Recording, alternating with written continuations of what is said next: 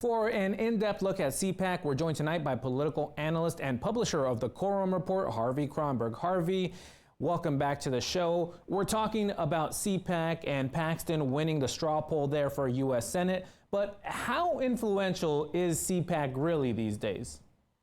It hardly registered a blip, frankly. There was so much competition in the news cycle between the war in Iran and the No Kings marches around the country.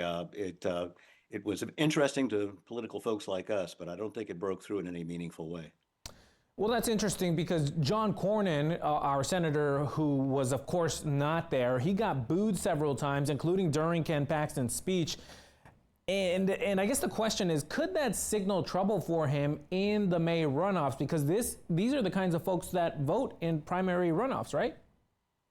It doesn't indicate any more trouble than he's already in. It's been pretty self-evident that he's not going to have the MAGA base. He's going to have to, if he's going to prevail, it's going to be with establishment Republicans and potentially crossover votes, new voters that didn't vote in the original primary. But it's no surprise that he wasn't particularly popular with this crowd. Now, Governor Abbott is among the growing list of Republicans who are criticizing Democratic Senate candidate James Barragan. Why is the governor paying so much attention to that race? Well, ultimately, races are now nationalized races, and President Trump is at a low water mark in low water mark for both his first term and his second term.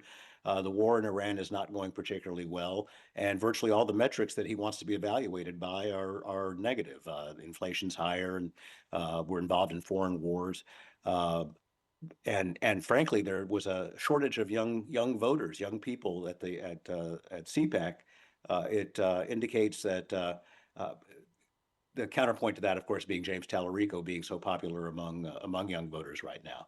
So he's now the target, and he's going to be the target until next November. And Senator Cornyn may not have been there, Harvey, but our other senator was there. That's Ted Cruz, of course. He was praising President Trump and blasting Democrats. Is Cruz keeping that base primed for a potential run for higher office? Everything he's doing suggests that he's positioning himself for 2028. There's no question about it. He has taken issue with the president on a couple of issues. He's created some daylight. He had proposals to end the TSA problem with long lines at the airports. And he's trying to establish an identity separate from both J.D. Vance and Marco Rubio, who, for better or worse, are now going to be either tarred or positively linked with this presidency. All right, that's our Harvey Kronberg. Thanks so much for coming on the show. My pleasure. Thank you.